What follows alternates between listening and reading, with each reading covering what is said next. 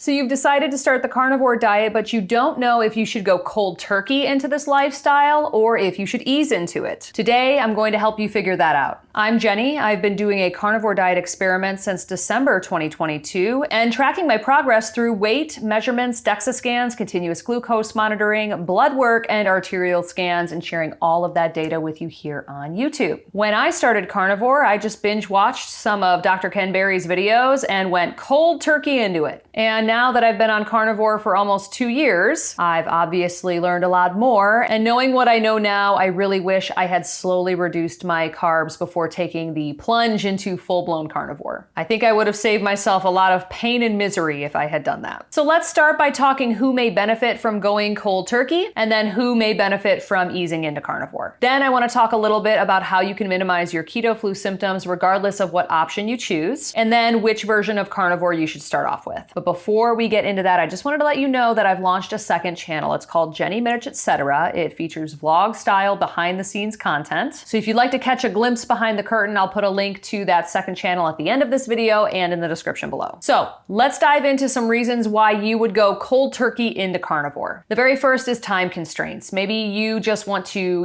rip the Band-Aid off, get it over with. 1 to 3 weeks of keto flu isn't really a big deal to you. You just want to go gung-ho into it. That is a really good reason to go cold turkey into carnivore. Next up is if you're already doing a ketogenic diet. If you are already eating very few carbohydrates, you're probably not going to have too hard of a time transitioning over to carnivore. Next up, if you are more of an abstainer, it might be better for you to go cold turkey into carnivore. What is an abstainer? So there's two things, an abstainer and a moderator. An abstainer is a person that can't say no to just one drink, one chip, one cookie, one piece of cake. If it's in the house, you're gonna eat it, or at least you're going to be thinking about it at all hours of the day until you finally hit a weak point and then you eat it. A moderator, on the other hand, they can have lots of high carb, sugary, ultra processed snacks around and it doesn't bother them. They can have one serving of cake.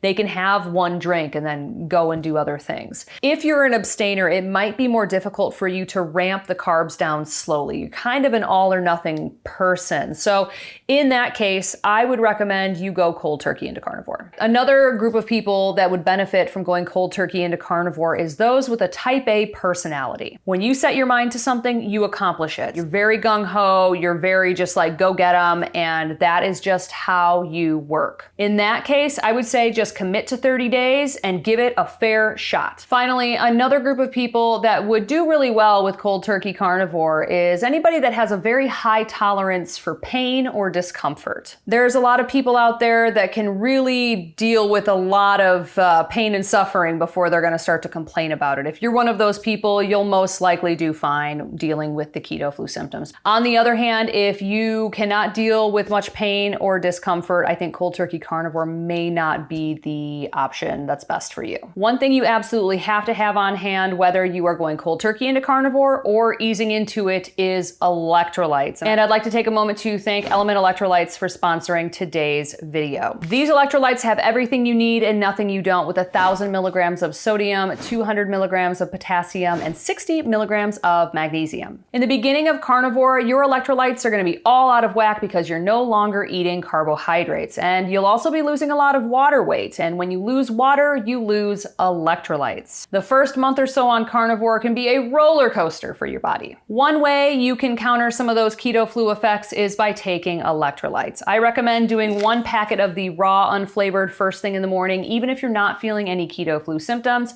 and then you can do several more of these packets throughout the day. They also have a bunch of different flavors. I personally like the watermelon and the mango chili in the packets, and then they just came out with a sparkling water that is absolutely delicious. I love the grapefruit, the black cherry lime, and the watermelon. Right now, LMNT is offering my viewers a free sample pack with any order. So head to the link in the description. It's drinklmnt.com/Jenny Mitich. That's DRINK lmnt.com/Jenny Mitich and get your free sample pack with any order today. And that works with either the packets or the sparkling waters, or a combination of the two. Works with anything that you can order on their site. So take advantage of that deal today. So now that we've gone over a list of who would benefit benefit from going cold turkey into carnivore, let's dive a little bit into who would benefit from easing into carnivore. The first group of people who would benefit greatly from easing into carnivore would be those that have a very heavy work schedule or very high stress job. If you can't be under the weather for a few weeks, it would be better if you slowly ramp your carbs down so you can try to avoid keto flu as much as possible. The second group of people I think should ease into carnivore are those that have a big event coming up, like a wedding or a vacation. If you have a big event coming up in the next month or two, I would strongly suggest either waiting until after that event to get started with carnivore,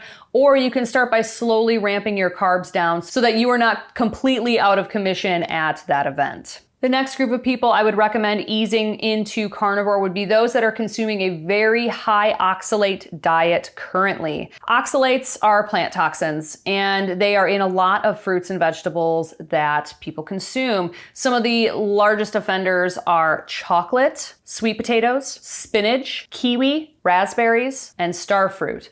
But there's a ton of other fruits and vegetables that have high oxalates. I strongly suggest if you have been eating a lot of those, or at least just eating some of those every single day, it's going to be a much better idea for you to ease into carnivore, because if you quickly eliminate all of those high oxalate fruits and vegetables, you are going to experience some oxalate dumping. And let me tell you, that is completely real. I experienced that for myself. I thought I had keto flu for 6 weeks. I think what it was I had keto flu for a couple of weeks, and then the rest of that was oxalate dumping. It was very unpleasant.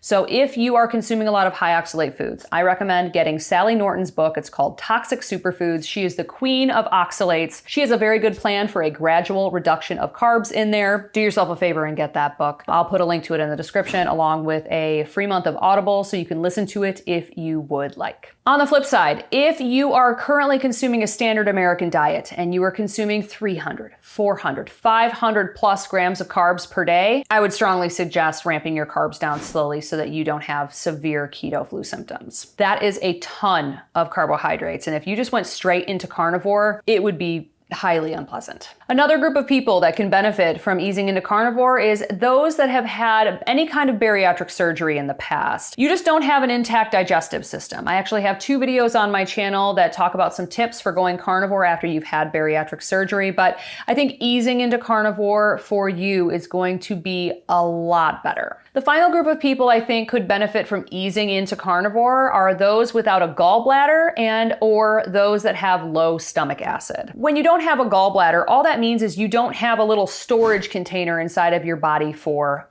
bile. But you do create bile still. It's just you don't have the little storage container. So if you start eating very heavy meat, very heavy fat, your body it needs time to kind of ramp up the bile supply. So you may have some stomach issues, some indigestion, some heartburn, some things like that. You got to give your body time to start accumulating more bile. On the other hand, if you have low stomach acid, starting to eat a bunch of meat and animal fat is going to cause some issues. You really need to allow your body time to build up those stomach acids again. There are HCl supplements. Some people use ox bile or things like that, but simply by easing onto carnivore and allowing your body time to get used to the protein and fat increases, your body will naturally increase your bile production and your stomach acid production. So we've gone through the lists. Hopefully now you have a better idea as to which option would be better for you. Either way, cold turkey or easing into carnivore is going to get you to the same place in the end. It's just that one takes a little bit longer than the other. Let's go over a quick and dirty plan for gradually reducing your carbs if you decide to ease into carnivore. The very first thing I want you to do is download one of the free food tracking apps. You can do MyFitnessPal, Carb Manager, Chronometer, whatever. Just get the free version. And I want you to track your food for 1 week, exactly how you're eating right now. We need to get an idea of how many carbs you are currently consuming. Then we're going to have a better idea of how fast or slow we can reduce those carbs. The very first week of a carb reduction plan, I want you to cut out all of the ultra-processed foods. If you're consuming the standard American diet, that's going to include any kind of packaged foods, pastas, breads, sugary stuff, dessert items. Also cut out any kind of full sugar drinks, so soda, sweet tea, sugary coffee drinks, things like that. Now, if that's the bulk of your diet, you may feel like, oh my God, I have nothing left to eat. And in that case, if you're doing like full standard American, I would say gradually do that over the next few weeks. Maybe the first week, cut out sugary drinks. The second week, cut out any kind of grains. And the third week, cut out any kind of remaining added sugar items. At the same time you're eliminating the ultra-processed foods, I want you to be replacing those items with fatty cuts of meat, animal fat, fruits, and vegetables. And some people can also include dairy. In this transitionary phase, I think it's okay to do some cheese, do some milk or things like that. Just remember that they're very easy to overeat and that milk does have a lot of carbs in it, especially the full fat version. But in the beginning, as we're trying to eliminate the ultra processed foods from your diet, those take priority. You can focus in on eliminating dairy later. Now, if you're already starting from a pretty clean diet, like say you're eating lots of fruits and vegetables and meat and things like that, then what I would do for you is just start by eliminating the highest sugar fruits and vegetables first. So the highest sugar fruits would be like grapes and bananas. The highest sugar vegetables would be potatoes, like sweet potatoes, regular potatoes, and corn. Let's touch on people that are consuming a very high oxalate diet because you're going to have a slightly different reduction in carbs plan. You do not want to cut all of your high oxalate foods all at once. Start by picking 1 or 2 items per week to eliminate and replace them with lower oxalate options. The oxalate ramp down process is going to take some time. Sally Norton recommends 8 to 12 weeks to do this, and you really don't want to rush it. Oxalate dumping is 100% real and it sucks. So just pick 1 or 2 high oxalate items per week to eliminate and replace them with some lower oxalate options. This is where Sally Norton's book will come in very handy because she has lots of tables and graphs and will tell you exactly what you should avoid and what you could eat. So now after you've cleared all of the ultra processed foods from your diet, I want you to each week reduce the amount of carbs that you're consuming by 25 to 50 grams. That's a lot of leeway, but it's based a lot on how you feel. So if you are eating, let's say 150 grams of carbs right now, and you reduce it down to 100 and you start feeling really wiped out, start having some flu-like symptoms, things like that, I would say up the carbohydrates to about 125 and see how you feel there.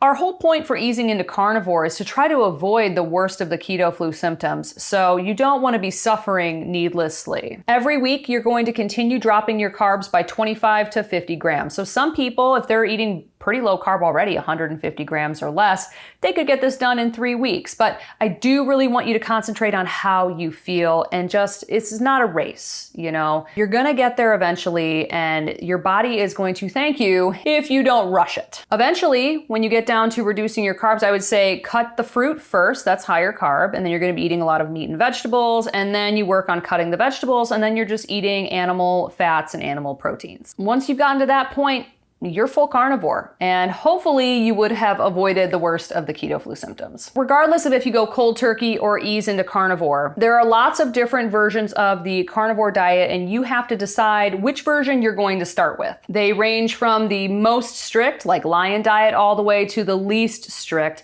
and I'm gonna link a video right here that dives into all the different versions so you can decide which version works best for you. And over here, I'm gonna put a link to my Keto Flu 101 video. We're gonna go over the symptoms of keto flu and how to best mitigate the worst of its effects. Let me know if you have any questions in the comment section below. And if you enjoyed this video, if you could give it a like and possibly consider subscribing. That's just a free and easy way to support the work that I do. And with that, I'll see you in the next video.